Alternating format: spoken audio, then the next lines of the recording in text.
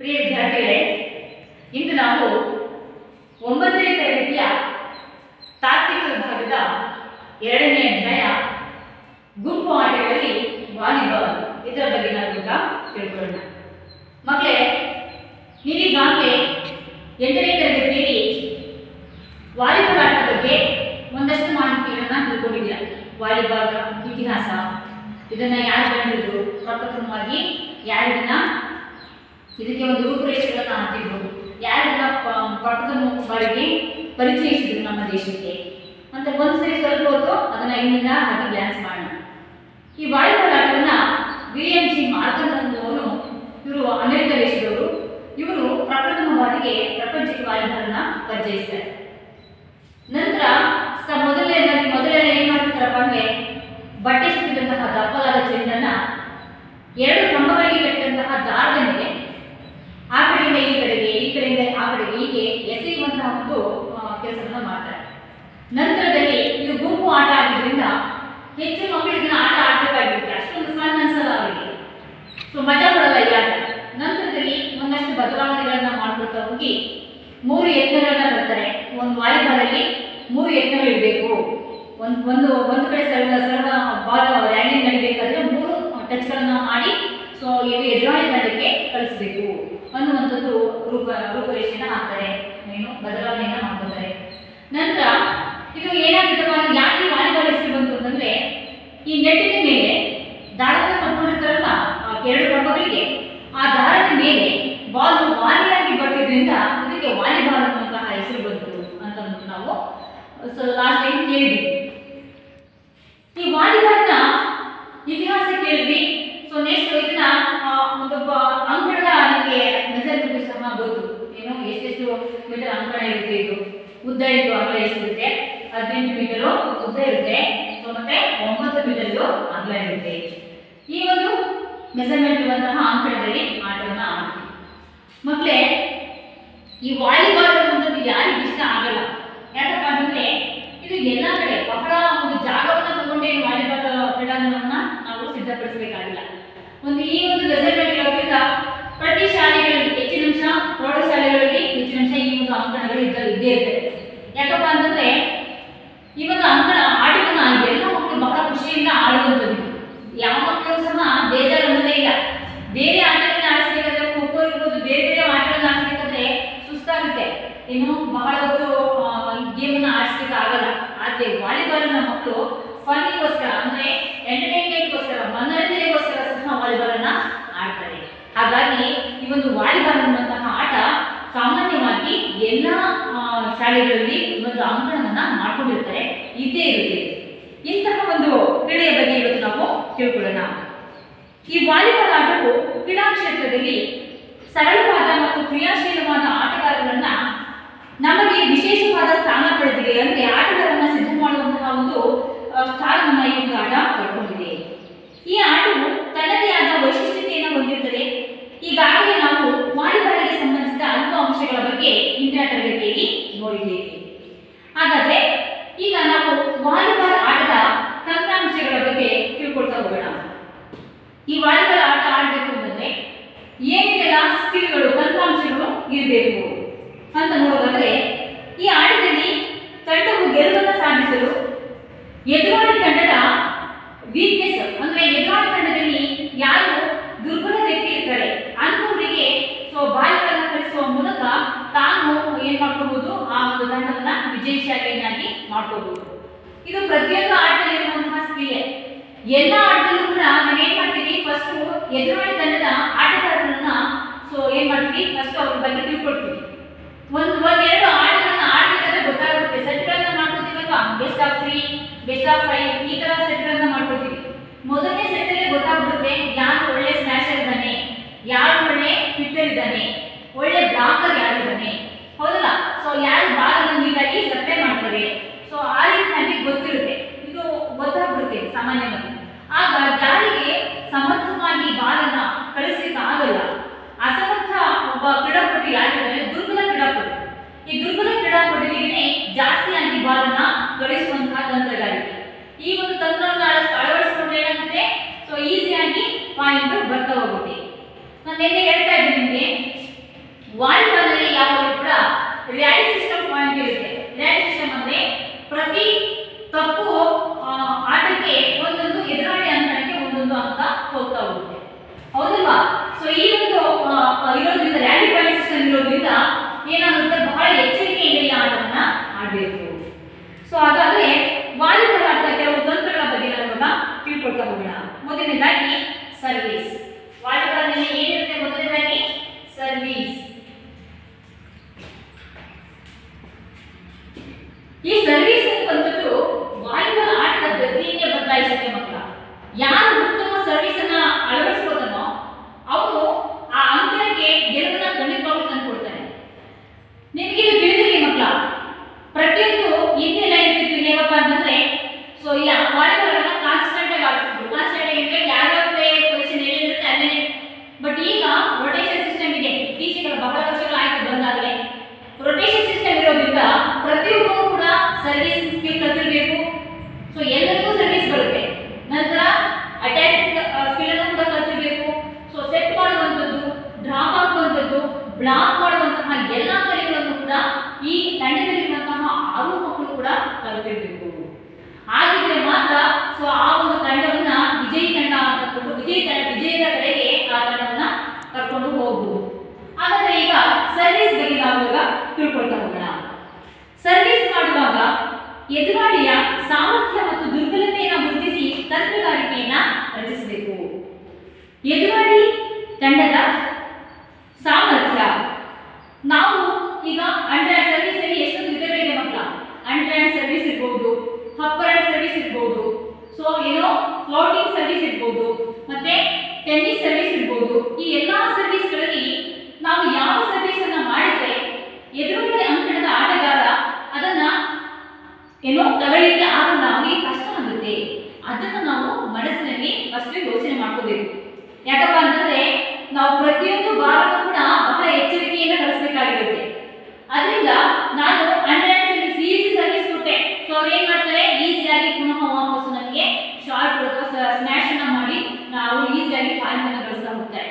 ನಮ್ಮ ಇಂಟೆನ್ಷನ್ ಏನಾಗಿರ್ಬೇಕಪ್ಪ ಅಂದ್ರೆ, ಉದ್ದೇಶ ನಾವು ಪಾಯಿಂಟ್ ಮಾಡೋದು. ಹೇಗೆ ಸರ್ವಿಸ್ ಯಾರಿಗೆ ಪಾಯಿಂಟ್ ಬರುತ್ತೆ ಅವುಗಳಿಗೆ ಸರ್ವಿಸ್ ಇರುತ್ತೆ, ಹೌದಲ್ವಾ?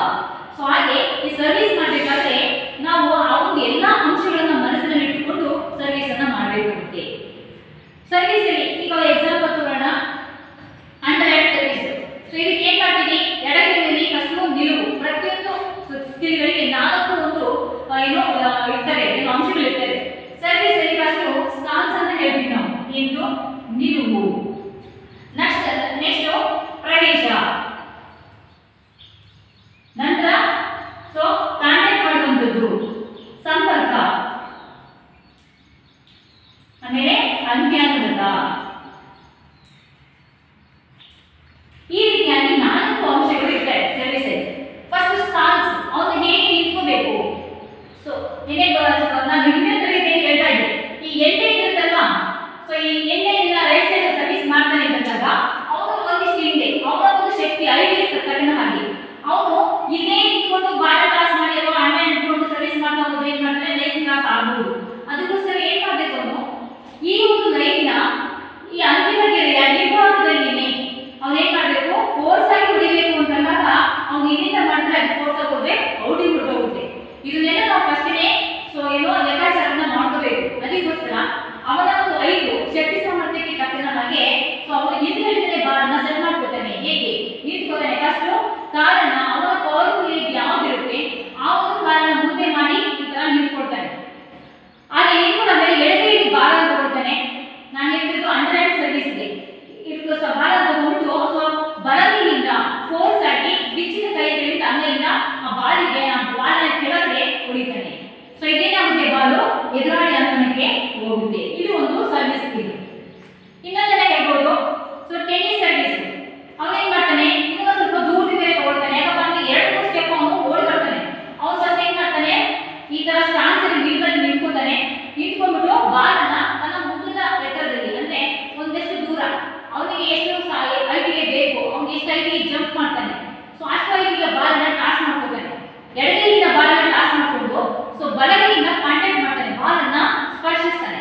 ಸೊ ಮಧ್ಯದ ಭಾಗದಲ್ಲಿ ಓಪನ್ ಪಾಮ್ ಅಲ್ಲಿ ಅಂದ್ರೆ ಬಿಚ್ಚಿದಂತಹ ಕೈಯ ಸಹಾಯದಿಂದ ಆ ಬಾಲನ್ನ ಸೊ ಕಾಂಟ್ಯಾಕ್ಟ್ ಮಾಡ್ತಾನೆ. ಫೋರ್ಸ್ ಆಗಿ ಕಾಂಟ್ಯಾಕ್ಟ್ ಮಾಡುವಾಗ ಬಾಡಿ ಏನಾಗುತ್ತೆ ಹಿಂದಕ್ಕೆ ಸೊ ಬೆಂಡ್ ಆಗುತ್ತೆ. ಬೆಂಡ್ ಆಗ್ಬಿಟ್ಟು ಫಾಲೋ ಆಪ್ಷನ್ ಪುನಃ ಏನ್ ಮಾಡ್ತಾನೆ ಕೋರ್ಟ್ ಒಳಗೆ ಸೊ ಅವನು ಹೋಗ್ಬೋದು. ಯಾಕಪ್ಪ ಅಂದ್ರೆ ಆಲ್ರೆಡಿ ಬಾಲು ನೆಟ್ ಕ್ರಾಸ್ ಆಗಿರುತ್ತೆ, ಅವನು ಈ ಆಕ್ಷನ್ ಅಲ್ಲಿ ಜಂಪ್ ಮಾಡಿ ನೆಟ್ ಒಳಗೆ ಇದರೊಳಗೆ ಕೋರ್ಟ್ ಒಳಗೆ ಸೊ ನೆಗಿತಾನೆ, ಬೀಳ್ತಾನೆ ಅಂದ್ರೆ ಇಳಿತಾನೆ, ಈ ಒಂದು ಕೋರ್ಟ್ ಒಳಗೆ ಇಳಿತಾನೆ. ಈ ರೀತಿಯಾಗಿ ಒಂದು ಆಕ್ಷನ್ ಮಾಡ್ತಾನೆ. ಇದರಲ್ಲಿ ನಿಲುವು, ಪ್ರವೇಶ ಅಂದ್ರೆ ಸೆಟ್ ಮಾಡ್ಕೊಳ್ಳೋದು ಬಾಲನ್ನ, ಸಂಪರ್ಕ ಅಂದ್ರೆ ಕಾಂಟ್ಯಾಕ್ಟ್ ಮಾಡೋದು ಬಾಲಿಗೆ, ಅಂತ್ಯ ಅಂದ್ರೆ ಫಾಲೋ ಆಕ್ಷನ್ ಲಾಸ್ಟ್ಗೆ ಒಂದು ಕೋರ್ಟ್ ಅಲ್ಲಿ ನಿಂತ್ಕೊಳ್ಳುವುದು.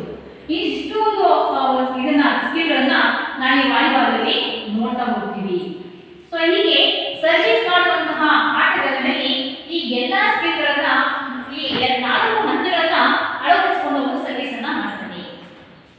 ಇವು ಸರ್ವಿಸ್ ಮಾಡಬೇಕಾದ್ರೆ ಅವನಲ್ಲಿ ಏನೆಲ್ಲ ತಂತ್ರಗಾರಿಕೆ ಇರಬೇಕು ಗೊತ್ತಾಯ್ತಲ್ವಾ ನಿಮಗೆ?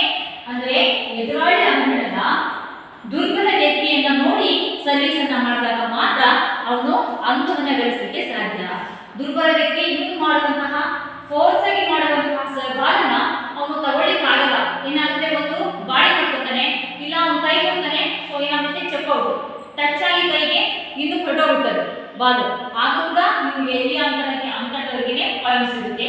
ಸೊ ಹೀಗೆ ಇದನ್ನೆಲ್ಲರೂ ಕೂಡ ಗಮನದಲ್ಲಿಟ್ಟುಕೊಂಡು ಸೊ ಜೊತೆಯಲ್ಲಿ ಇನ್ನೂ ಒಂದು ಅಂಶವನ್ನ, ಈ ಅಂಕಣದ ಒಳಭಾಗದಲ್ಲಿಯೇ ಅದು ಬಾಲು ಏನಾಗಬೇಕು ಬೀಳಬೇಕು. ಅಂಕಣದ ಹೊರಭಾಗ ಏನಾಗುತ್ತೆ ಔಟ್ ಅಂತ ಕೊಡ್ತೀವಿ ಅಲ್ವಾ? ಸೊ ಈ ರೀತಿಯಾಗಿ ಇದೆಲ್ಲವನ್ನೂ ಕೂಡ ಗಮನದಲ್ಲಿಟ್ಟುಕೊಂಡು ಅವನು ಸರ್ವಿಸ್ ಅನ್ನ ಮಾಡ್ತಾನೆ. ಸರ್ವಿಸ್ ಅನ್ನ ಮಾಡುವಾಗ ರಭಸವಾಗಿರ್ಬೇಕು, ದುರ್ಬಲ ರಕ್ಷಣಾ ಸಾಮರ್ಥ್ಯ ಹೊಂದಿದ. ರಕ್ಷಣಾ ಸಾಮರ್ಥ್ಯ ಅಂತ ಒಂದು ಪದ ಬಂತು ಮಕ್ಕಳ. ಏನಪ್ಪಾ ಅಂತಂದ್ರೆ ಪ್ರತಿಯೊಬ್ಬರು ಎದುರಾಳಿ ಅಂಗಡಿಯಿಂದ ಸರ್ವಿಸ್ ಬರ್ತಿದೆ ಅಂತಂದಾಗ ಈ ರೀತಿ ಸುಮ್ಮನೆ ನಿಂತು ನೋಡ್ತಾ ಇರ್ತಾನೆ, ಹಾಗೇನೆ ಬಾಲ್ ಬರ್ತಾ ಇದೆ ತಗೊಳ್ಳೋಣ ಅಂತ ಇಲ್ಲ ಮಕ್ಕಳ. ಅವೇನ್ ಮಾಡ್ತಾರೆ ಅಂದ್ರೆ ಬ್ಲಾಕ್ ಮಾಡ್ತಾ ಇರ್ತಾರೆ. ರಕ್ಷಣೆ ಮಾಡೋದ್ರೆ ಬಾಲು ನಮ್ಮ ಕಡೆಗೆ ಸೊ ಬರ್ರಿ ಹಾಗೆ ಪುನಃ ಅದನ್ನ ಸೊ ಕಳಿಸುವ ಹಾಗೆ ಈ ರೀತಿಯಾಗಿ ಜಂಪ್ ಮಾಡಿ ಆ ಬಾಲನ್ನ ಬ್ಲಾಕ್ ಮಾಡ್ತಾ ಇರ್ತಾರೆ. ಸೊ ಸಿಂಗಲ್ ಬ್ಲಾಕ್ ಇದೆ, ಡಬಲ್ ಬ್ಲಾಕ್ ಇದೆ. ಅಂದ್ರೆ ಈ ಯಾರು ಸೆಟರ್ ಇರ್ತಾನಲ್ವಾ, ಪಾಸರ್ ಅಂತ ಹೇಳ್ತೀವಲ್ವಾ, ಈ ಪಾಸರು ಆ ಕಡೆ ಮೈನಸ್ ಮತ್ತೆ ಪ್ಲಸ್ ನಿಂತಿರ್ತಾರೆ. ಅವ್ರು ಇಬ್ರು ಏನ್ ಮಾಡ್ತಾರಪ್ಪ ಅಂದ್ರೆ ಇವನು ಯಾರು ಪಾಸರು ಕೂಡ ಬ್ಲಾಕ್ ಮಾಡ್ಬೋದು, ತೊಂದರೆ ಏನಿಲ್ಲ. ಒಟ್ಟಾಗಿ ಇಬ್ರು ಯಾವ ದಿಕ್ಕಿನಲ್ಲಿ ಬಾಲ್ ಬರ್ತಾ ಇದೆ ನೋಡ್ಕೋತಾರೆ, ಫಸ್ಟ್ ಅದನ್ನ ಗೆಸ್ ಮಾಡ್ತಾರೆ. ಅಲ್ಲಿ ಹೋಗ್ಬಿಟ್ಟು ಆ ಬಾಲು ಬರ್ದೇ ಹಾಗೆ ಜಂಪ್ ಮಾಡಿ ಬ್ಲಾಕ್ ಅನ್ನ ಮಾಡ್ತಾರೆ. ಹಾಗಾದ್ರೆ ಬ್ಲಾಕ್ ಮಾಡಿದಾಗ ಕೈಗೆ ಬಾಲ್ ಟಚ್ ಆಯ್ತು, ಪುನಃ ಈ ಅಂಕಣದಲ್ಲಿ ಬಾಲ್ ಬಂತು, ಅದನ್ನು ಒಂದು ಎತ್ತ ಅಂತ ಪರಿಗಣಿಸಬೇಕಾ? ನಿಮಗೆ ಅರ್ಥ ಆಯ್ತು ಮಕ್ಕಳ? ಈಗ ಏನಿಲ್ಲ ಇಲ್ಲೇನ್ ಮಾಡ್ತಾನೆ, ಬಾಲನ್ನ ಸರ್ವಿಸ್ ಮಾಡ್ತಾ ಇದ್ದಾನೆ. ಬಿ ತಂಡದಲ್ಲಿ ಏನ್ ಮಾಡ್ತಾ ಇದ್ದೀನಿ, ಇಲ್ಲಿ ನೆಟ್ಟಿದೆ. ಸೊ ಆ ಬಾಲು ಸರ್ವಿಸ್ ಮಾಡಿದಂತಹ ಬಾಲನ್ನ ಬ್ಲಾಕ್ ಮಾಡಿ ತರ್ತಾನೆ. ಅವನಿಗೆ ಒಂದು ಟಚ್ ಆಗೋಯ್ತೀವಿ, ಹೌದಿಲ್ಲ? ಒಂದು ಟಚ್ ಆದಾಗ ಇನ್ನು 3 ಎತ್ತರವನ್ನು ನಾವು ಮಾಡಬಹುದು. ಇದನ್ನ ಒಂದು ಟಚ್ ಅಂತ ಪರಿಗಣಿಸೋದಿಲ್ಲ. ಅರ್ಥ ಆಯ್ತಲ್ವಾ? ಬ್ಲಾಕ್ ಮಾಡಿ ಪುನಃ ಈ ಕೋರ್ಟಿಗೆ ಆ ಬಾಲ್ ಬಂದಾಗ ಸೊ ಪುನಃ ನಾವು ಏನ್ ಮಾಡ್ಬೋದು, ಬ್ಲಾಕ್ ಮಾಡಿದಂತಹ ವ್ಯಕ್ತಿ ಪುನಃ ಪಾಸನ್ನ ಮಾಡಬಹುದು. ಅರ್ಥ ಆಯ್ತಲ್ವಾ? ಅದನ್ನ ಒಂದು ಯತ್ನ ಅಂತ ಪರಿಗಣಿಸಲ್ಲ, ಮತ್ತೆ 3 ಯತ್ನಗಳನ್ನ ಮಾಡುವಂತಹ ಅವಕಾಶ ಅವರಿಗೆ ಇರುತ್ತೆ. ಸೊ ಇದನ್ನ ನೀವು ಗಮನದಲ್ಲಿಟ್ಕೋಬೇಕು. ಹೀಗೆ ಸರ್ವಿಸ್ ಅನ್ನ ಮಾಡಿದಾಗ ರಭಸವಾಗಿರ್ಬೇಕು. ಮೊದಲನೇದಾಗಿ ದುರ್ಬಲ ರಕ್ಷಣಾ ಸಾಮರ್ಥ್ಯವನ್ನು ಹೊಂದಿದ ಅವರ ಹೊಂದಿದವರ ಕಡೆಗೆ ಸರ್ವಿಸ್ ಅನ್ನ ಮಾಡಬೇಕು.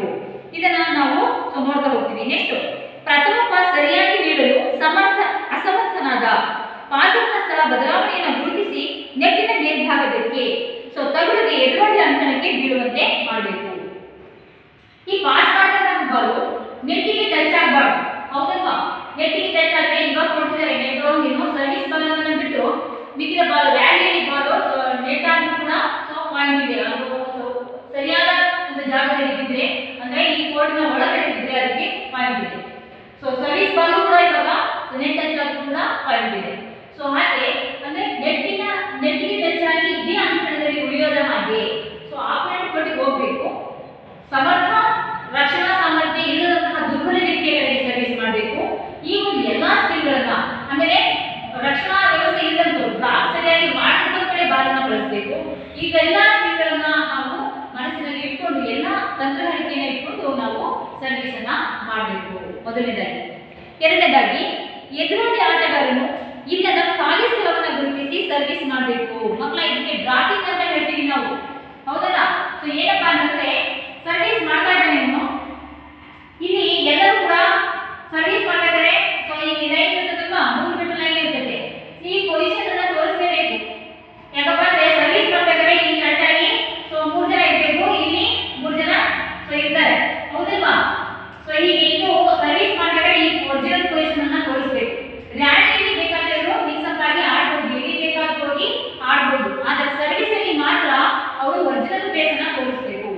ಇನ್ನು ಒಂದು ಇಲ್ಲಿ ಯಾರೊಬ್ಬ ಏನೋ ಅಟ್ಯಾಕ್ ಮಾಡಿ ಸ್ಮ್ಯಾಶ್ ಮಾಡಲಿಕ್ಕೆ ದುರ್ಬಲ ಆಗಿದ್ದಾನೆ, ಇವನ ಕೈಲಿ ಸರಿಯಾಗಿ ಸ್ಮ್ಯಾಶ್ ಮಾಡಕ್ ಆಗಲ್ಲ. ಹಾಗಾದ್ರೆ ನಾವು ಚೇಂಜ್ ಮಾಡ್ಕೋಬಹುದು. ಹೇಗೆ? ಇವನು ಸರ್ವಿಸ್ ಮಾಡಿದ ತಕ್ಷಣ ಸರ್ವಿಸ್ ಮಾಡಿ ಒಳಗೆ ಸೊ ಇವನು ಅಲ್ಲಿ ಹೋಗ್ಬೋದು, ಅವನು ಇಲ್ಲಿ ಬರ್ಬೋದು. ಪುನಃ ಮತ್ತೆ ವಾಪಸ್ ಆಗಿ ಸರ್ವಿಸ್ ಬಂದಾಗ ಪುನಃ ಒರಿಜಿನಲ್ ಪ್ಲೇಸ್ ಅನ್ನ ತೋರಿಸಲೇಬೇಕು. ಇಲ್ಲ ಅಂತಂದ್ರೆ ಸೊ ಪಾಯಿಂಟ್ ಅನ್ನ ಎದುರಾಳಿ ಅಂಕಣಿಗೆ ಕೊಡ್ತಾ ಹೋಗ್ತಿರಬೇಕು, ಯಾರಿಗೂ ಹೇಳೋದಿಲ್ಲ. ಸೊ ಏನ್ ಮಾಡ್ತಾರೆ ಅಂಪೈರು?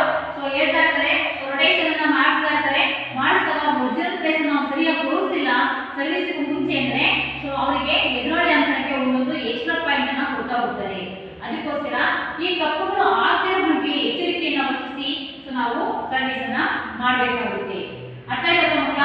ಹೇಗಿರ್ಬೇಕು ಅಂದ್ರೆ ಎದುರಾಳಿ ಆಟಗಾರರು ಇಲ್ಲದ ಖಾಲಿ ಸ್ಥಳವನ್ನ ನೋಡಿ ನಾವು ಸರ್ವಿಸ್ ಅನ್ನ ಮಾಡಬೇಕು, ಆಗ ನಾವು ಪಾಯಿಂಟ್ ಅನ್ನು ಮಾಡಲಿಕ್ಕೆ ಸಾಧ್ಯ.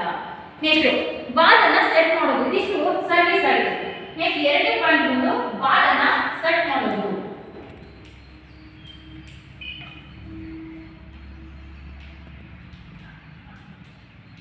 ಈ ಬಾಲ್ ಅನ್ನು ಹೇಗೆ ಸೆಟ್ ಮಾಡೋದು ನೋಡೋಣ. ಪಾಸ್ ಎತ್ತುವ ಪೂರ್ವದಲ್ಲಿ ಮುಂದಿನ ವಲಯದಲ್ಲಿರುವ ಹೊಡೆತಗಾರರ ಸ್ಥಿತಿ ಸಾಮರ್ಥ್ಯ, ಎದುರಾಳಿ ತಂಡದ ಬ್ಲಾಕರ್ಗಳ ಸ್ಥಿತಿ ಸಾಮರ್ಥ್ಯ ಮತ್ತು ಬ್ಲಾಕರ್ ರಹಿತ ವಲಯಗಳನ್ನು ಗುರುತಿಸಿ ಮುಂದೆ ಹಿಂದೆ ಮೀಡಿಯಂ ಎತ್ತರ ಶಾರ್ಟ್ ಅಥವಾ ವೇವ್ ಪಾಸ್ಗಳನ್ನು ನೀಡಬೇಕು ಅಂತ ಹೇಳ್ತಾರೆ. ಅಂದ್ರೆ ಪಾಸ್ ಎತ್ತುವಂತಹ ಪೂರ್ವದಲ್ಲಿ ಮೊದಲು ಸೊ ಏನ್ ಮಾಡ್ತಾರೆ, ಪಾಸ್ ಅನ್ನು ನೋಡ್ಬೇಕು, ಅವನ ಮೈನಸ್ ಮತ್ತೆ ಪ್ಲಸ್ ಇರ್ತಾರಲ್ಲ ಸ್ಮ್ಯಾಶ್ ಮಾಡಲಿಕ್ಕೆ, ಅವರಿಗೆ ಅನುಕೂಲ ಆಗುವ ಹಾಗೆ. ಅರ್ಥ ಆಯ್ತಲ್ವಾ? ಅವ್ರು ಯಾವ ರೀತಿಯಾಗಿ ಸ್ಮ್ಯಾಶ್ ಮಾಡಬೇಕು, ಬಾಲನ್ನ ಸೆಟ್ ಮಾಡ್ಬೇಕಲ್ವಾ. ಇದು ಸೆಟ್ಟರ್ ಏನ್ ಮಾಡ್ಬೇಕು ಅಂತಂದ್ರೆ ಅವರ ಅನುಕೂಲಕ್ಕೆ ತಕ್ಕನ ಹಾಗೆ ಅವರು ಯಾವ ಹೈಟ್ನಲ್ಲಿ ಕೊಟ್ರೆ ಬಾಲನ್ನ ಅವರು ಸ್ಮ್ಯಾಶ್ ಮಾಡ್ತಾರೆ ಅದನ್ನ ಗಮನದಲ್ಲಿ ಇಟ್ಕೋಬೇಕು.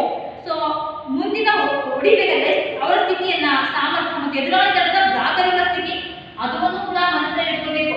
ಇವರು ಇಲ್ಲಿ ಯಾರು ಸೆಟ್ಟರ್ ಇದ್ದಾನೆ, ಅದರ ಮಗ ಇಲ್ಲಿ ಸೆಟ್ಟರ್ ಏನ್ ಮಾಡ್ತಿದ್ದಾನೆ, ಸೊ ಈ ಒಂದು ಮೈನಸ್ ಪ್ಲಸ್ ಇರ್ತಾರಲ್ಲ, ಈ ಕಡೆ ಒಬ್ಬ ಇರ್ತಾರೆ, ಇವರುಗಳಿಗೆ ಈಗ ಬಾಲನ್ನ ಈ ಕಡೆ ಹೊಡಿತಾನೆ ಅಂತಂದಾಗ ಇವ್ರು ಬಾಲನ್ನ ಸೊ ಹೊಡಿತಾನೆ, ಯಾವ ಡೈರೆಕ್ಷನ್ ಹೊಡಿತಾನೆ ಅಂತಂದ್ಬಿಟ್ಟು ಇಲ್ಲಿ ಇಬ್ರು ಏನ್ ಮಾಡ್ತಿರ್ತಾರೆ, ಇವ್ರು ಈ ಡೈರೆಕ್ಷನ್ ಬಾಲ್ ಇರ್ತಂದ್ರೆ ಇಲ್ಲಿ ಇಬ್ರು ಬ್ಲಾಕ್ ಮಾಡ್ತಾ ಇರ್ತಾರೆ. ಒಂದು ಇವರಿಂದ ಹೊಡೆಯೋದಾದ್ರೆ ಈ ಕಡೆ ಇಬ್ರು ಬ್ಲಾಕ್ ಮಾಡ್ತಾ ಇರ್ತಾರೆ.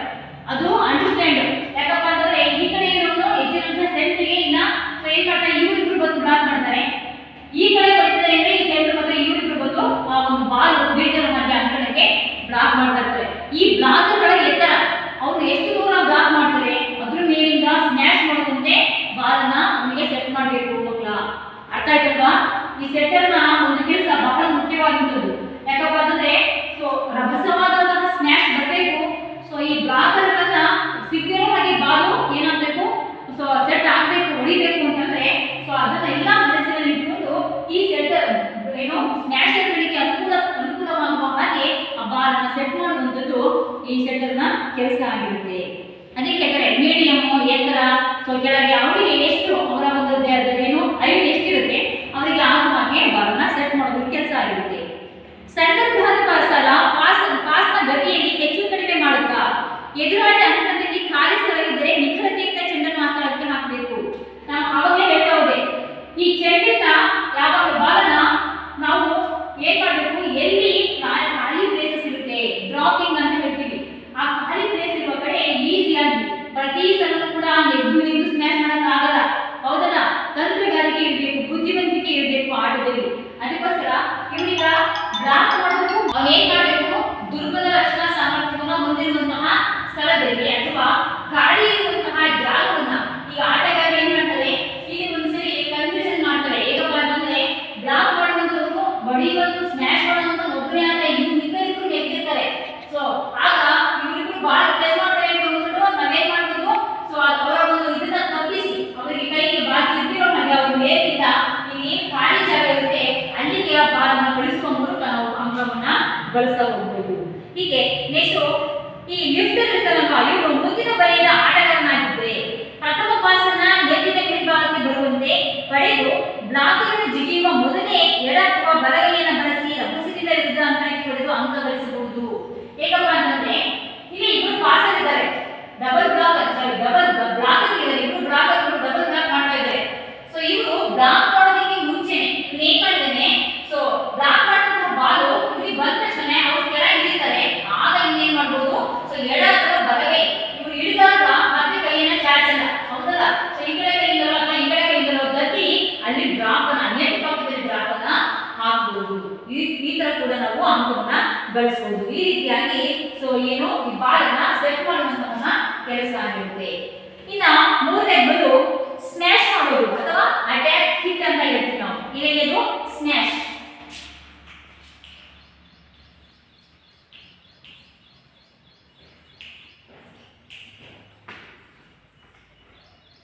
ಅಟ್ಯಾಕ್ ಹಿಟ್ ಅಥವಾ ಸ್ಮ್ಯಾಶ್ ಅಂತ ಕರಿತೀವಿ. ಅಟ್ಯಾಕ್ ಹಿಟ್ ಮಾಡುವಾಗ ಎದುರಾಳಿ ತಂಡದ ಆಟಗಾರರ ಸ್ಥಿತಿಯನ್ನ ಗಮನದಲ್ಲಿಟ್ಟುಕೊಂಡು ಕಡಿಮೆ ಎತ್ತರ ತಲುಪುವ ಬ್ಲಾಕ್ಗಳನ್ನ ಮೇಲ್ಗಡೆಯಿಂದ ಹೊಡೆಯಬೇಕು. ನಾನು ಅವಾಗಲೇ ಹೇಳಿದೆ ನಿಮಗೆ, ಈ ಅಟ್ಯಾಕ್ ಹಿಟ್ ಮಾಡುವಾಗ ಸ್ಮ್ಯಾಶ್ ಮಾಡುವಾಗ ಈ ಬ್ಲಾಕ್ಗಳಿರ್ತಾರಲ್ವಾ, ಪ್ರತಿಯೊಂದು ಅಂಕಣದಲ್ಲೂ ಕೂಡ ಪ್ರತಿಯೊಂದು ತಂಡದಲ್ಲೂ ಕೂಡ ಯಾರು ಸ್ಮ್ಯಾಶ್ ಮಾಡ್ತಾ ಇರ್ತಾರೆ, ಮೈನಸ್ ಪ್ಲೇಸ್ ಯಾರು ಸ್ಮ್ಯಾಶ್ ಮಾಡ್ತಿರ್ತಾರೆ, ಇಂದಿನ ಪ್ಲೇಯರ್ಸ್ ಕೂಡ ಸ್ಮ್ಯಾಶ್ ಮಾಡಬಾರ್ದು ಅಂತ ಇಲ್ಲ, ಮಾಡಬಹುದು. ಇವ್ರು ಯಾರು ಸ್ಮ್ಯಾಶ್ ಮಾಡ್ತಿರ್ತಾರೆ, ಇದನ್ನ ಯಾವ ದಿಕ್ಕಿಗೆ ಸ್ಮ್ಯಾಶ್ ಮಾಡ್ತಾ ಇದ್ದಾರೆ ಇದನ್ನ ಇನ್ನು ನೆಟ್ ಪಾಸ್ ಆಗೋದಕ್ಕಿಂತ ಮುಂಚೆನೆ ಗೆಸ್ ಮಾಡ್ತಾರೆ. ಈ ನೆಟ್ ಬಾಲು ನೆಟ್ ಪಾಸ್ ಆಗೋ ಮುಂಚೆನೆ ಇವನು ಗೊತ್ತಾಗುತ್ತೆ ಬಾಲ್ ಇವ್ರ ಕಡೆನೇ ಬರ್ತಾ ಇದೆ ಅಂತ. ಅವ್ರು ಏನ್ ಮಾಡ್ತಾರೆ, ಆ ಒಂದು ಕಡೆ ಅವರು ಬ್ಲಾಕ್ ಮಾಡ್ತಾರೆ. ಆ ಬ್ಲಾಕ್ ಮಾಡುವಂತಹ ಸಾಮರ್ಥ್ಯವನ್ನ ನಾವು ಫಸ್ಟ್ ನೋಡ್ಕೋಬೇಕು. ಅವ್ರು ಯಾವ ಹೊರಗಿನ ಎದುರು ಬ್ಲಾಕ್ ಮಾಡ್ತಾರೆ, ಅವರ ಒಂದು ಐಟನ್ನ ಮೀರಿ ಸಹ ಬಾಲನ್ನ ಸ್ಮ್ಯಾಶ್ ಅನ್ನ ಮಾಡುವಂತಹ ತಂತ್ರಗಾರಿಕೆಯನ್ನ ಬಳಸ್ಕೋಬೇಕು. ಅಥವಾ ಅವರಿಗೆ ಕನ್ಫ್ಯೂಷನ್ ಆಗೋ ರೀತಿಯಲ್ಲಿ ಸೊ ಬಾಲನ್ನ ದೂಡ್ತಾನೆ, ಸೊ ಇವನು ಸ್ಮ್ಯಾಶ್ ಮಾಡ್ತಾ ಇದ್ಕೊಳ್ತಾರೆ, ಇವನು ಸ್ಮ್ಯಾಶ್ ಮಾಡ್ಬಿಡ್ತಾನೆ. ಅಥವಾ ಬೇರೆ ಒಂದು ಸೆಂಟರ್ ಬಂದು ಸ್ಮ್ಯಾಶ್ ಮಾಡಿ ಆ ವಿರುದ್ಧ ದಿಕ್ಕಿಗೆ ಬಾಲನ್ನ ಕಳಿಸ್ತಾನೆ. ಹೀಗೆ ಅವರ ಒಂದು ಏನು ಎದುರಾಳಿ ತಂಡದ ಆಟಗಾರರನ್ನ ಕನ್ಫ್ಯೂಷನ್ ಮಾಡುವಂಥದ್ದು. ಒಟ್ಟಾರೆಯಾಗಿ ಅವ್ರು ಏನ್ ಮಾಡಬೇಕು, ಬಾಲನ್ನ ಮೂರು ಟಚ್ಗಳಲ್ಲಿ ಬಾಲನ್ನ ಆಪೋನೆಂಟ್ ಬೋರ್ಡಿಗೆ ಕಳಿಸ್ಬೇಕು. ಅದು ರಭಸವಾಗಿರ್ಬೇಕು. ಅವನ್ನ ಪುನಃ ಆ ಬಾಲ ನಾವು ಆ ಕಡೆಯಿಂದ ಕಳಿಸಲಿಕ್ಕೆ ಅಸಮರ್ಥರಾಗಿರ್ಬೇಕು. ಅಂತಹ ಒಂದು ತಂತ್ರಗಾರಿಕೆಯನ್ನ ಇಲ್ಲಿ ತಿಳಿತಾರೆ. ಸೊ ಹೀಗೆ ಕಡಿಮೆ ಎತ್ತರ ತಲುಪುವ ಬ್ಲಾಕ್ಗಳನ್ನ ಮೇಲ್ಗಡೆಯಿಂದ ಹೊಡಿಬೇಕು. ಎದುರಾಳಿ ತಂಡದ ದುರ್ಬಲನನ್ನ ಅಥವಾ ಖಾಲಿ ಸ್ಥಳವನ್ನ ಗುರುತಿಸಿ ಹೊಡಿಬೇಕು. ನಾನು ಅವಾಗ ಹೇಳಿದೆ, ಎದುರಾಳಿ ತಂಡದ ದುರ್ಬಲ ಕ್ರೀಡಾಪಟುವನ್ನ ನೋಡಿ ಹೊಡಿಬೇಕು. ಅವನಿಗೆ ಕೊಟ್ಟರೆ ಬಾಲನ್ನ ಅವನು ಪುನಃ ಏನ್ ಮಾಡ್ತಾನೆ, ಒಂದು ಗಡಿಯಲ್ಲಿ ಬಾಡಿ ಮಾಡ್ಕೊತಾನೆ. ಏನೋ ಕೈ ಮೇಲ್ಗಡೆ ಈ ಕಡೆ ಇಷ್ಟು ಪಾರ್ಟ್ ಅನ್ನ ಬಿಟ್ಟು ಬೇರೆ ಕಡೆ ಎಲ್ಲ ಬಾಲನ್ನ ಟಚ್ ಮಾಡ್ಕೊತಾನೆ, ಹೌದಲ್ವಾ. ಸೊ ಇಲ್ಲ ಅವನು ಟಚ್ ಮಾಡ್ಕೊತಾನೆ, ಬಾಲ ಹಿಡಿಲಿಕ್ಕೆ ಹೋಗ್ತಾನೆ ಅಥವಾ ಹೊಡಿಲಿಕ್ಕೆ ಹೋಗ್ತಾನೆ, ಅದು ಕೈಯ ಟಚ್ ಆಗಿ ಹಿಂದೆ ಹೊರಟೋಗುತ್ತೆ. ಸೊ ಈ ರೀತಿಯಾಗಿ ಅವನಿಗೆ ಅದನ್ನು ಸಮರ್ಥವಾಗಿ ಬಾಲನ್ನ ಎದುರಾಳಿ ಅಂಕಣಕ್ಕೆ ಕಳಿಸಲಿಕ್ಕೆ ಆಗಲ್ಲ. ಅಂತಹ ಒಂದು ಆಟಗಾರನನ್ನು ನೋಡಿ ಬಾಲನ್ನ ಕಳಿಸ್ಬೇಕು. ನೆಕ್ಸ್ಟ್ ಅನ್ಯಾನುಸಾರ ಹೊಡೆತದ ರಭಸದಲ್ಲಿ ಹೆಚ್ಚು ಕಡಿಮೆ ಮಾಡಬೇಕು ಹಾಗೂ ಹೊಡೆತದ ವೈವಿಧ್ಯತೆಯನ್ನು ಉಪಯೋಗಿಸಬೇಕು. ಒಂದೇ ತರ ಬಿಟ್ ಮಾಡ್ತಾ ಇದ್ರೆ ಏನಾಗ್ತಿರುತ್ತೆ, ಸೊ ಅವನು ಇವನು ಯಾರೊಬ್ಬ ಈಗ ಮೂರನೇ ಪ್ಲೇಯರ್ ನಾಲ್ಕನೇ ಪ್ಲೇಯರ್ ಒಂದೇ ರೀತಿಯಲ್ಲಿ ಇಟ್ಕೊಂಡಿತಾ ಇರ್ತಾರೆ, ಒಂದೇ ಕಡೆ ಇಟ್ಕೊಂಡಿತಾ ಇರ್ತಾನೆ, ಏನೋ ಸ್ಮ್ಯಾಶ್ ಮಾಡ್ತಾ ಇರ್ತಾರೆ. ಅವನ್ನ ಅವರು ಗೊತ್ತಾಗ್ತಾರೆ, ಇವರು ಸ್ಮ್ಯಾಶ್ ಮಾಡಿದ್ರೆ ಇಲ್ಲಿಗೆ ಬರುತ್ತೆ ಬಾಲು. ಇದು ಒಂದೇ ಕಡೆ ಮಾಡಬಾರ್ದು, ಅದನ್ನ ಗತಿಯನ್ನು ಚೇಂಜ್ ಮಾಡ್ಕೋಬೇಕು.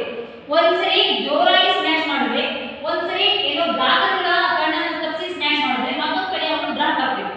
ಮತ್ತೊಂದ್ಸರಿ ಅವನು ಲೈಟ್ ಸೈಡಲ್ಲೋ ಹೋಗಲ್ಲ, ಎಲ್ಲಿ ಖಾಲಿ ಪ್ಲೇಸ್ ಇರ್ತದೆ ಅಲ್ಲಿಗೋ.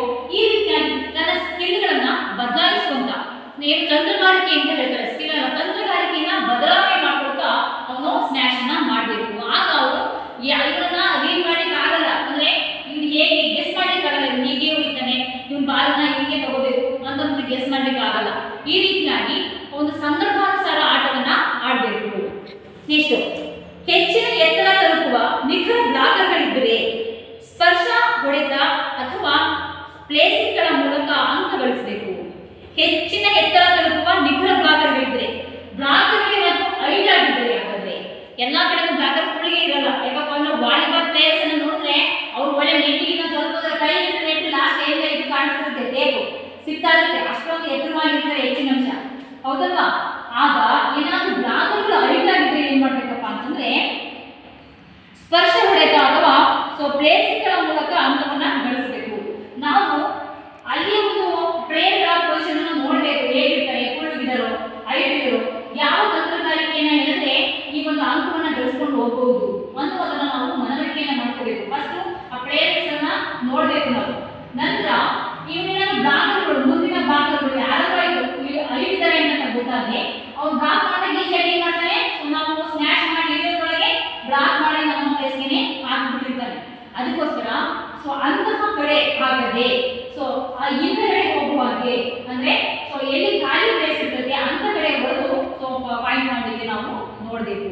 ನಾನು ಹೇಳ್ತೀನಲ್ಲ, ಪ್ರತಿಯೊಬ್ಬರನ್ನ ದುರ್ಬಲತೆ ಈ ತಂಡದ ಒಂದು ಏನು ಅಡ್ವಾಂಟೇಜ್, ಹೌದಲ್ವಾ? ಯಾರಿಗೆ ಏನು ಕೊರತೆ ಇರುತ್ತೆ ಅದು ಆಪೋನೆಂಟ್ಗೆ ಹೊರಗಾಗುತ್ತೆ, ಹೌದಲ್ವಾ? ಇದನ್ನು ನಾವು ಯೋಚನೆಯನ್ನ ಮಾಡಬೇಕಾಗುತ್ತೆ. ಹೀಗೆ ಪಂದ್ಯ ನಡೆಯುತ್ತಿರುವಾಗ ಎದುರಾಳಿಗಳು ವೇಗವಾಗಿ ಅಂಕಗಳನ್ನ ಗಳಿಸುತ್ತಿದ್ದರೆ ಅಥವಾ ನಿಧಾನಗೊಳಿಸಬೇಕು, ಆಟವನ್ನು ನಿಧಾನಗೊಳಿಸಬೇಕು. ಎದುರಾಳಿ ಅಂಕಣದ ಆಟಗಾರರು ಪಾಯಿಂಟ್ ಅನ್ನ ಜಾಸ್ತಿ ಲೀಡಿಂಗ್ ಆಗ್ಬಿಟ್ಟಿದ್ದಾರೆ, ಅಂದ್ರೆ ಹೆಚ್ಚು ಹೆಚ್ಚು ಪಾಯಿಂಟ್ ಗಳನ್ನ ತಗೊಳ್ತಾ ಹೋಗ್ತಾ ಇದ್ದಾರೆ. ಆಗ ಆಟವನ್ನ ಟೆನ್ಷನ್ ಮಾಡ್ಕೋಬಾರ್ದು, ಖಂಡಿತವಾಗ್ಲೂ ಒತ್ತಡ ಮಾಡ್ಕೋಬಾರ್ದು.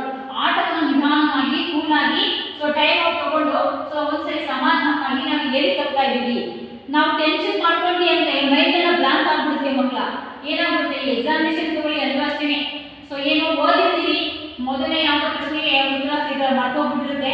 ಆಗ ನಾವೇನ್ ಮಾಡ್ತೀವಿ, ಒತ್ತಡದಲ್ಲಿ ಮಿಕ್ಕಿದ ಬರುವಂತ ಉತ್ತರಗಳನ್ನು ಕೂಡ ಮರ್ಕೊಂತ ಹೋಗ್ತೀವಿ, ಹೌದಾ? ಮರ್ತೋಗ್ಬಿಡುತ್ತೆ. ಅದಕ್ಕೋಸ್ಕರ ಯಾವುದೇ ಕಾರಣಕ್ಕೂ ಕೂಡ ಆಟಗಾರರಿಗೆ ಸಂಯಮ ಅನ್ನುವಂಥದ್ದು ಬಹಳ ಮುಖ್ಯವಾಗಿರುತ್ತೆ.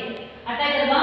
ಮತ್ತೆ ಕೋಆರ್ಡಿನೇಷನ್, ಈ ಒಂದು ಪ್ಲೇಯರ್ಗಳ ನಡುವೆ ಇರುವಂತಹ ಹೊಂದಾಣಿಕೆ, ಇದು ಸಹ ಬಹಳ ಮುಖ್ಯವಾಗಿರುತ್ತೆ. ಈ ಒಂದು ಹೊಂದಾಣಿಕೆಯಿಂದ ಏನು ಕ್ಯಾಪ್ಟನ್ ಏನಿರ್ತಾನೆ, ಲೀಡರ್ ಏನಿರ್ತಾನೆ, ಅವನ ಮಾತನ್ನ ಕೇಳ್ಕೊಳ್ತಾ ಎಲ್ಲಿ ಹೇಳ್ತಾ ಇದ್ದೀವಿ, ಎಲ್ಲಿ ತಪ್ಪುಗಳನ್ನ ಮಾಡ್ಕೊಳ್ತಾ ಇದ್ದೀವಿ, ಎದುರಾಳಿ ಆಟಗಾರರ ಅಡ್ವಾಂಟೇಜ್ ಏನು ಅದನ್ನ ನಾವು ವೇಗವಾಗಿ ತಿಳ್ಕೊಂಡು, ವೇಗವಾಗಿ ಫಾಸ್ಟ್ ಆಗಿ ತಿಳ್ಕೊಂಡು ನಾವೇನ್ ಮಾಡಬೇಕು, ಆಟವನ್ನ ನಿಧಾನಗತಿಯಲ್ಲಿ ಆಡಬೇಕು. ಅರ್ಥ ಆಯ್ತಲ್ಲ? ಪ್ರತಿ ಸಲ ನಾವು ಜೋರಾಗಿ ಸ್ಮ್ಯಾಶ್ ಮಾಡ್ತೀವಿ, ಎಲ್ಲಾ ತಂತ್ರಗಾರಿಕೆ ಬಳಸ್ತಾ ಇದ್ದೀವಿ, ಅವರು ಕೂಡ ಅವರ ಗಂಡ ವಿಫಲ ಮಾಡ್ತಿದ್ದಾರೆ ಅಂದ್ರೆ ಒಳ್ಳೆ ಬ್ಲಾಕರ್ಗಳಿದ್ದಾರೆ ಅಂತ. ಅರ್ಥ ಆಯ್ತಲ್ಲ? ಎಂತ ಬಾಲ್ ಸ್ಮ್ಯಾಶ್ ಮಾಡೋದು ಬ್ಲಾಕ್ ಮಾಡಿಕೊಂಡು ನಮ್ಮ ಕೋಟಿಗೆ ಆಗ್ತಾರೆ ಅಂತಂದಾಗ ನಾವೇನ್ ಮಾಡ್ಬೇಕು, ಈ ಸ್ಮ್ಯಾಶ್ ಮಾಡೋಂತಹ ಮಿಕ್ಕ ಮಕ್ಕಳಿರ್ತಾರಲ್ಲ ಇವರು ರೆಡಿ ಇರಬೇಕು, ಬಾಲು ಬೀಳದಿರೋ ಹಾಗೆ ಪುನಃ ರ್ಯಾಲಿಯನ್ನ ಮುಂದುವರಿಸಲಿಕ್ಕೆ. ಹೀಗೆ ಇಂತಹ ತಂತ್ರಗಾರಿಕೆಯನ್ನ ಕಲಿಬೇಕಾಗುತ್ತೆ. ನೆಕ್ಸ್ಟ್, ಆಟವನ್ನ ನಿಧಾನಗೊಳಿಸಬೇಕು. ಆ ಸಂದರ್ಭದಲ್ಲಿ ಆಟವನ್ನ ಸಮಾಧಾನವಾಗಿ ನಿಧಾನವಾಗಿ ಆಡಬೇಕಾಗುತ್ತೆ. ಸಂದರ್ಭಾನುಸಾರ ಸಮಯಾವಕಾಶ ಆಟಗಾರರ ಬದಲಾವಣೆ ಮಾಡಿಕೊಳ್ಳಬೇಕು.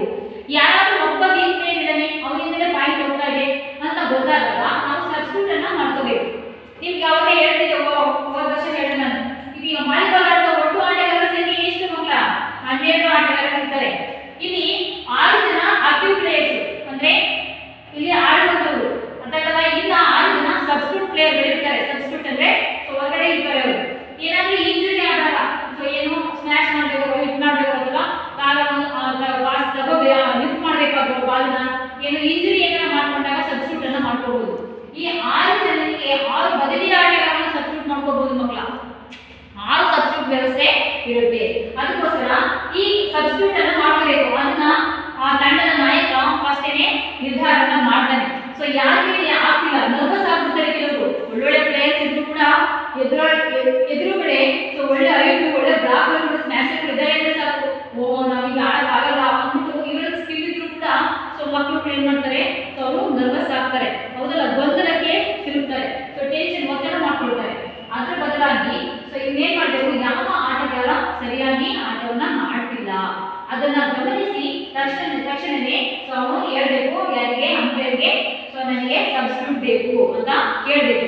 ಅದಾಯ್ತಲ್ಲ? ಸಬ್ಸ್ಟಿಟ್ಯೂಟ್ ಅನ್ನ ಮಾಡಿಕೊಂಡು ಅವನು ಆ ಒಂದು ಪ್ಲೇಯರ್ ಜೊತೆ ಆಟವನ್ನ ಮುಂದುವರಿಸಬೇಕು. ಹೀಗೆ ಸಂದರ್ಭಾನುಸಾರ ಆಟದ ಗತಿಯಲ್ಲಿ ಪರಿವರ್ತನೆ ಮತ್ತೆ ಹೆಚ್ಚು ಕಡಿಮೆ ಮಾಡಿಕೊಳ್ಬೇಕು. ಈ ರೀತಿಯಾಗಿ ಒಂದು ಈಗ ಸರ್ವಿಸು, ಬಾಲನ್ನ ಸೆಟ್ ಮಾಡೋದು ಮತ್ತೆ ಬಾಲನ್ನ ಸ್ಮ್ಯಾಶ್ ಮಾಡೋದು, ಅಂದ್ರೆ ಏನು ಅಟ್ಯಾಕ್ ಹಿಟ್ ಮಾಡೋದು ಹೇಗೆ ಅಂತ ನಾವು ತಿಳ್ಕೊಳ್ತಾ ಹೋದ್ವಿ. ಈಗ ಮುಂದೆ ಹಾಗಾದ್ರೆ ಮಕ್ಕಳ, ನಾನು ಇದುವರೆಗೂ ವಾಲಿಬಾಲ್ ಆಟದಲ್ಲಿ ಬಳಸುವಂತಹ ಈ ತಂತ್ರಗಾರಿಕೆಯ ಬಗ್ಗೆ ತಿಳ್ಕೊಂಡ್ವಿ. ಸರ್ವಿಸು,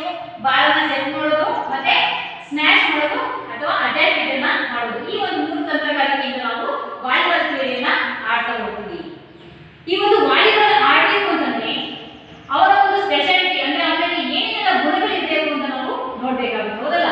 ಈಗ ಏನೆಂತಂದ್ರೆ ಕುಳ್ಳಗಿರೋಂಗೆ ವಾಲಿಬಾಲ್ ಆಡೋದಕ್ಕೆ ಸೊ ಇಲ್ಲ, ಅವನಲ್ಲಿ ಏನಿರಬೇಕಾಗುತ್ತೆ ನೋಡೋದಾದ್ರೆ ಮೊದಲನೇದಾಗಿ ಎತ್ತರವಾದ ನಿಲುವು ಹೊಂದಿರಬೇಕು. ಅವನು ಮುಖ್ಯವಾಗಿ ನಾವು ಸೆಲೆಕ್ಷನ್ ಮಾಡ್ಕೊತೀವಿ ಮಕ್ಕಳನ್ನ ಸ್ಕೂಲಲ್ಲಿ, ಏನು 6 ಜನ ಅಥವಾ 12 ಜನ ಅಥವಾ 7 ಜನ ಸೆಲೆಕ್ಷನ್ ಮಾಡ್ಕೊತೀವಿ. ಈಗ 5 ಜನ ಏನು ಹೋಗೋಣಪ್ಪ ಏನು ವಾಲಿಬಾಲ್, ಆ ಮಗುವಿನ ದೇಹ ದಾಢ್ಯತೆಗೆ ಒಪ್ಪುವಂತಹ ಒಂದು ಕ್ರೀಡೆಗೆ ಆ ಮಗುವನ್ನು ಆಯ್ಕೆ ಮಾಡ್ಕೋಬೇಕು ಫಸ್ಟ್ನೇದಾಗಿ, ಅರ್ಥ ಆಯ್ತಲ್ವಾ? ಸೊ ಮಗುವಿಗೆ ಏನಿರಬೇಕು, ಎತ್ತರವಾದಂತಹ ನಿಲುವಿರಬೇಕು. ಅಂದ್ರೆ ಅವನು ಆ ಮಗು ಎತ್ತರವಾಗಿರ್ಬೇಕು. ಯಾಕಪ್ಪ ಅಂದ್ರೆ ಎತ್ತರವಾಗಿದ್ರೆ ಸ್ವಲ್ಪ ಆಯ್ತಾಗಿ ಜಂಪ್ ಮಾಡಿದ್ರೆ ಸಾಕು, ಅವ್ನು ಒಳ್ಳೆ ಏನ್ ಮಾಡ್ಬೋದು, ಟೆನ್ನಿಸ್ ಸರ್ವನ್ನ ಮಾಡ್ಬೋದು. ಸೊ ನೆಕ್ಸ್ಟ್ ಅವ್ನು ಏನ್ ಮಾಡ್ಬೋದು, ಮುಖ್ಯವಾಗಿ ಗೆದ್ದು ಬ್ಲಾಕ್ ಅನ್ನ ಮಾಡ್ಬೋದು. ರಕ್ಷಣಾತ್ಮಕವನ್ನ ಈಸಿಯಾಗಿ ಮಾಡ್ಬೋದು.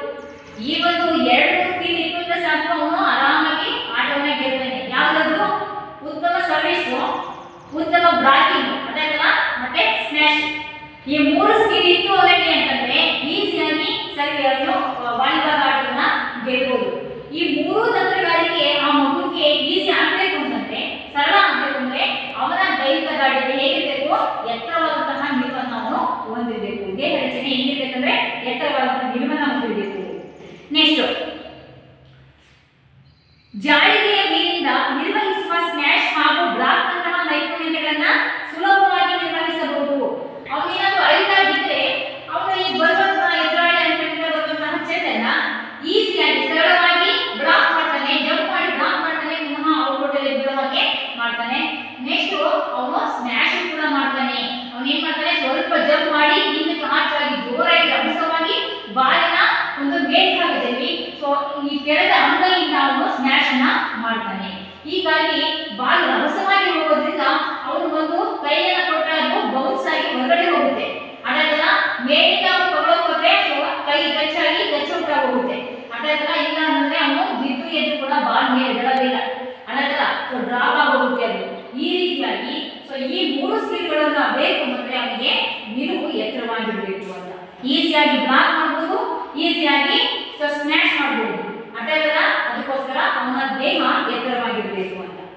ಎರಡನೇದು ಅಂಕಣದ ಒಳಗೆ ಪರಿಣಾಮಕಾರಿಯಾಗಿ ಓಡಾಡಿಕೊಂಡು ಚೆಂಡನ್ನು ಆಡಬೇಕಾಗಿರುವುದರಿಂದ ಚಪಲತೆ ಅವಶ್ಯಕ. ನಾನು ಹಿಂದಿನ ತರಗತಿಯಲ್ಲಿ ಹೇಳಿದ್ದೆ ಮಕ್ಕಳಿಗೆ ಈ ದೈಹಿಕ ದಾಢ್ಯತೆಯ ಗುಣಗಳು ಅಂತಂದ್ರೆ ಏನೇನೆಲ್ಲ ಇರಬೇಕು. ದೇಹ ದಾಢ್ಯತೆ ಅಂತಂದ್ರೆ ಅವನಲ್ಲಿ ಏನಿರಬೇಕು, ಎಂಡ್ಯೂರೆನ್ಸ್ ಇರಬೇಕು, ಸೊ ಏನು ಮೈ ಮಣಿತ ಇರಬೇಕು, ಫ್ಲೆಕ್ಸಿಬಿಲಿಟಿ ಇರಬೇಕು, ಚಪಲತೆ ಅಂದ್ರೆ ಎಜಿಲಿಟಿ ಅಂತ ಹೇಳ್ತೀವಿ ನಾವು, ಅಂದ್ರೆ ಈಸಿಯಾಗಿ ಎಲ್ಲಾ ಕಡೆ ಮೂವ್ಮೆಂಟ್ ಆಗುವಂಥದ್ದು.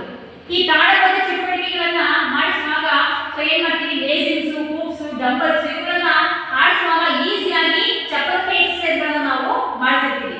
ಈ ಒಂದು ಚಪಲತೆ ಇದ್ದಾಗ ಈ ವಾಲಿಬಾಲ್ ತಂತ್ರಗಾರಿಕೆಗೆ ಬಹಳ ಸರಳ ಆಗುತ್ತೆ. ಅದಕ್ಕೋಸ್ಕರ ಅವನ ದೇಹ ಹೇಗಿರ್ಬೇಕಪ್ಪ ಅಂದ್ರೆ ಒಳ್ಳೆ ಫ್ಲೆಕ್ಸಿಬಿಲಿಟಿ ಆಗಿ ಚಪಲತೆಯಿಂದ ಎಜಿಲಿಟಿಯಿಂದ ಅವನ ಬಾಡಿ ಕೂಡಿರ್ಬೇಕು. ಆಗ ಅವನು ಈಸಿಯಾಗಿ ಫ್ಲೆಕ್ಸಿಬಿಲಿಟಿ ಇರುತ್ತೆ, ಏನಾಗುತ್ತೆ ಬಾಡಿ ಈಸಿಯಾಗಿ ಹಿಂದಕ್ಕೆ ಬೆಂಡ್ ಆಗುತ್ತೆ, ಬಾಲನ್ನ ಸ್ಮ್ಯಾಶ್ ಮಾಡಲಿಕ್ಕೆ ಅನುಕೂಲವಾಗುತ್ತೆ. ಅವನು ನೆಗೆದೇ ಕಷ್ಟ ಅಂದಾಗ ಏನಾಗುತ್ತೆ, ಸೊ ಅವನಿಗೆ ಆ ವಾಲಿಬಾಲ್ ಆಟವನ್ನು ಆಡಲಿಕ್ಕೆ ಕಷ್ಟ ಆಗುತ್ತೆ. ಸೊ ಅದಕ್ಕೋಸ್ಕರ ಬಾಡಿ ಹೇಗಿರ್ಬೇಕಪ್ಪ ಅಂತಂದ್ರೆ ಸೊ ಅವನು ಆ ವೇಗವನ್ನ ಅದಕ್ಕೆ ಅನುಸಾರವಾಗಿ ಈ ಬಾಲ್ ಬರ್ತಾ ಇದೆ, ಸುಮ್ಮನೆ ಎಲ್ಲೋ ನಂದನ ಭಾಗ ಸುಮ್ಮನೆ ನಿಂತ್ಕೊಂಡ್ರೆ ಏನಾಗುತ್ತೆ, ಡ್ರಾಪ್ ಆಗುತ್ತೆ. ಆ ಗಾಳಿ ಪ್ಲೇಸ್ ಅಲ್ಲಿ ಬಾಲ್ ಬಿಡುತ್ತೆ, ಎದುರಾಳಿ ಅನ್ನೋದಕ್ಕೆ ಒಂದೊಂದು ಪಾಯಿಂಟ್ ಬರ್ತಾ ಹೋಗ್ತಾ ಇರುತ್ತೆ.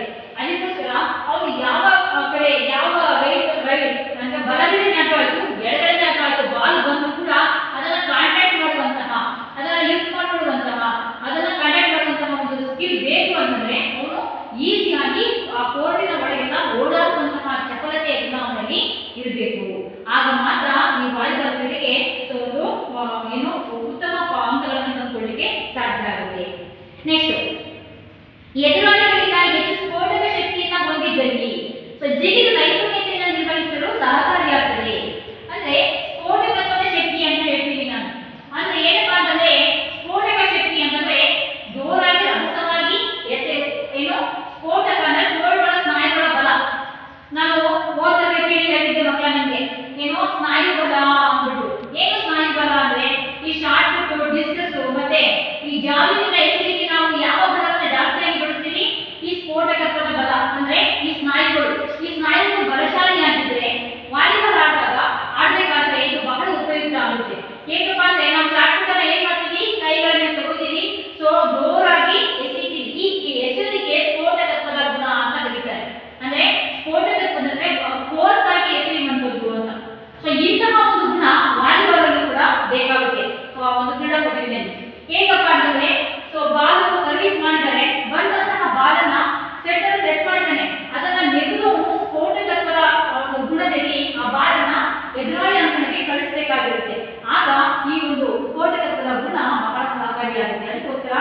ಈ ವಾಲಿಬಾಲ್ ಆಟ ಆಡುವಂತಹ ಕ್ರೀಡಾಪಟುವಿನಲ್ಲಿ ಸ್ಫೋಟಕತ್ವದ ಗುಣ ಇರಬೇಕು ಅಂದ್ಬಿಟ್ಟು ಹೇಳ್ತಾರೆ.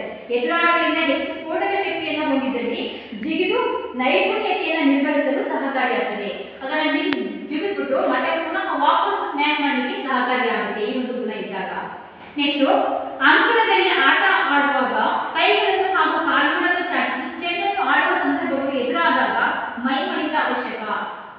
ನಿಮಗೆ ಎಜಿಲಿಟಿಯಲ್ಲಿ ಹೇಳ್ತೀನಿ, ಚಪಲತೆ ವ್ಯಾಯಾಮದಲ್ಲಿ ಹೇಳ್ತೀನಿ. ಇದು ಮೈ ಮಣಿತ ಅಂದ್ರೆ ಫ್ಲೆಕ್ಸಿಬಿಲಿಟಿ ಅಂತ ಹೇಳ್ತೀವಿ. ಫ್ಲೆಕ್ಸಿಬಿಲಿಟಿ ಅಂತಂದ್ರೆ ಈ ನರಸ್ನಾಯು ಸಂಯೋಜನೆ ಅಂತ ಬಂದ್ಬಿಟ್ಟು ನರಸ್ನಾಯುಗಳ ಕೋಆರ್ಡಿನೇಷನ್ ಅಂದ್ರೆ ನರಸ್ನಾಯು ಸಂಯೋಜನೆ. ಫ್ಲೆಕ್ಸಿಬಿಲಿಟಿ ಈಸಿಯಾಗಿ ಹಿಂದೆ ಮುಂದೆ ಬೆಂಡ್ ಆಗುವಂಥದ್ದು. ಅಂದ್ರೆ ನಾನು ಹೋದ ತರಗತಿಯಲ್ಲಿ ನಿಮ್ಗೆ ಹೇಳ್ತಾ ಇದ್ದೆ, ಖೋಖೋ ಆಟದಲ್ಲಿ ಫ್ಲೆಕ್ಸಿಬಿಲಿಟಿ ಇರಬೇಕು ಜಾಸ್ತಿಯಾಗಿ. ಯಾಕಂದ್ರೆ ಕೂತು ಎದ್ದು ಓಡಿ ಆ ಕಡೆ ಈ ಕಡೆ ಪಿವೋಟಿಂಗ್ ಅನ್ನ ಮಾಡ್ತೀವಿ, ನಾವು ತಿರುಗ್ತೀವಿ, ಟರ್ನ್ ಅನ್ನ ಮಾಡ್ತೀವಿ, ಇದನ್ನ ಈಸಿಯಾಗಿ ಮಾಡ್ಕೊಡ್ತೀವಿ. ಇದಕ್ಕೆ ಜಾಸ್ತಿಯಾಗಿ ಮೈ ಮಣಿತ ಇರಬೇಕು. ಮೈ ಮಣಿತ ಅಂದ್ರೆ ಅದೇ ಬಾಡಿ ಫ್ಲೆಕ್ಸಿಬಲ್ ಆಗಿರ್ಬೇಕು ಅಂತ. ಅಂದ್ರೆ ಮೂಳೆಗಳು ಈಸಿಯಾಗಿ ಹಿಂದೆ ಮುಂದೆ ಸಂಚರಿಸುವಂತಿರ್ಬೇಕು, ಅಂದ್ರೆ ಚಲಿಸುವಂತಿರ್ಬೇಕು. ಇದು ಬಹಳ ಮುಖ್ಯ ವಾಲಿಬಾಲ್ ಅಲ್ಲಿ. ಯಾಕಪ್ಪ ಅಂತಂದ್ರೆ ಬಾಲನ ಕರೆಕ್ಟಾಗಿ ನನಗೆ ರೈಟ್ ಸೈಡ್ಗೆ ಬರೋ ಹಾಗೆ ಅಥವಾ ಮುಂದಕ್ಕೆ ಬರೋ ಹಾಗೆ ಸೆಟ್ ಮಾಡಲ್ಲ ಮಕ್ಕಳು ಯಾರು ಅರ್ಥ ಆಯ್ತಲ್ಲ.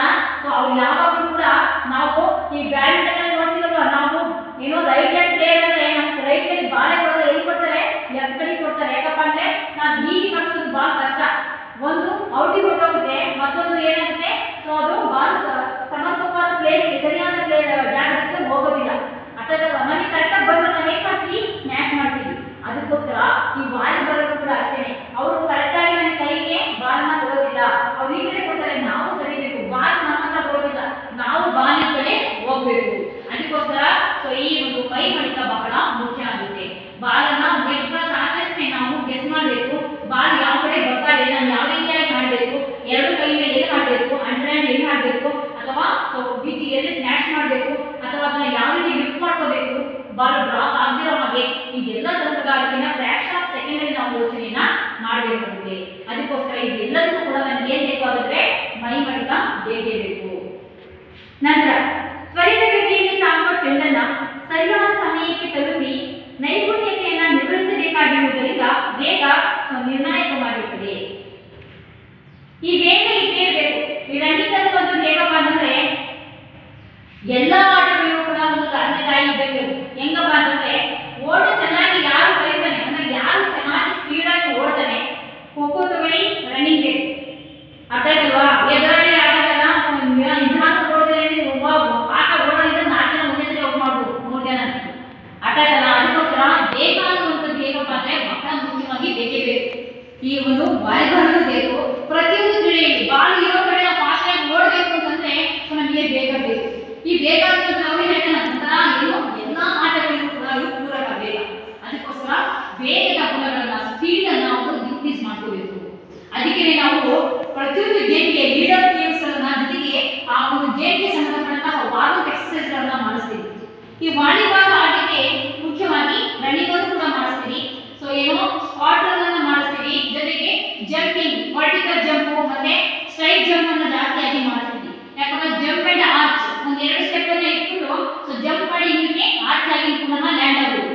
ಸೊ ಈ ರೀತಿಯಾಗಿ ಆ ಒಂದು ಗೇಮ್ಗೆ ಸಂಬಂಧಪಟ್ಟಂತಹ ಸೊ ವಾರ್ಮ್ ಎಕ್ಸರ್ಸೈಸ್ ಗಳನ್ನ ಮಾಡಿಸ್ತೀವಿ. ಆ ಮಗುವಿನ ವೇಗ ಈ ಒಂದು ಆಟಕ್ಕೆ ಸೊ ಹೊಂದಾಣಿಕೆ ಆಗಬೇಕು. ಅದಕ್ಕೋಸ್ಕರ ನಾವೇನ್ ಮಾಡ್ತೀವಿ, ಈ ವಾರ್ಮ್ ಎಕ್ಸರ್ಸೈಸ್ ಗಳನ್ನ ಮಾಡಿಸ್ತೀವಿ. ಇದರಲ್ಲಿ ಸೊ ವೇಗಕ್ಕೆ ಸಂಬಂಧಪಟ್ಟಂತೆ ಸೊ ಏನೋ ಬಲಕ್ಕೆ ಅಂದ್ರೆ ಸ್ಟ್ರೆಂತ್, ಅದೇ ಹೇಳ್ತಾರ ನರಸ್ನಾಯು ಹೊಂದಾಣಿಕೆ, ಶೋಲ್ಡರ್ ಸ್ಟ್ರೆಂತ್ ಅಂದ್ರೆ ಸ್ಫೋಟಕತ್ವದ ಗುಣವನ್ನು ಬೆಳೆಸಲಿಕ್ಕೋಸ್ಕರ ಸೊ ನರಗಳಿಗೂ ಏನೋ ಮಸಲ್ಗಳಿಗೂ ಕೂಡ ಎಕ್ಸರ್ಸೈಸ್ ಗಳನ್ನ ಮಾಡ್ತೀವಿ. ಭಾರ ಎತ್ತುವಂಥದ್ದು, ಸೊ ಏನೋ ಕಬ್ಬಿಣದ ಗುಂಡುಗಳನ್ನ ಎಸಿಸುವಂಥದ್ದು, ಅಥವಾ ಕಬ್ಬಿಣದ ಗುಂಡುಗಳನ್ನ ಎಸಿಸುವಂಥದ್ದು, ಈ ರೀತಿಯಾಗಿ ಮಸಲ್ಗಳು ಗಟ್ಟಿಯಾಗಲಿಕ್ಕೆ ಎಕ್ಸರ್ಸೈಸ್ ಗಳನ್ನ ಮಾಡಿಸ್ತೀವಿ.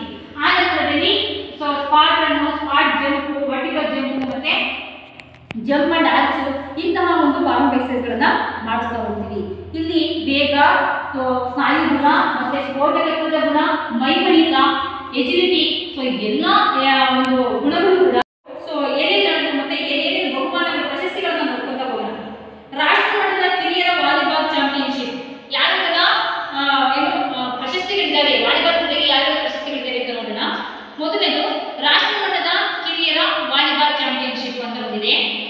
ರಾಷ್ಟ್ರ ಮಟ್ಟದ ಸಬ್ ಜೂನಿಯರ್ ಬಾಲಕ ಮತ್ತು ಬಾಲಕಿಯರ ವಾಲಿಬಾಲ್ ಪಂದ್ಯಾಟ,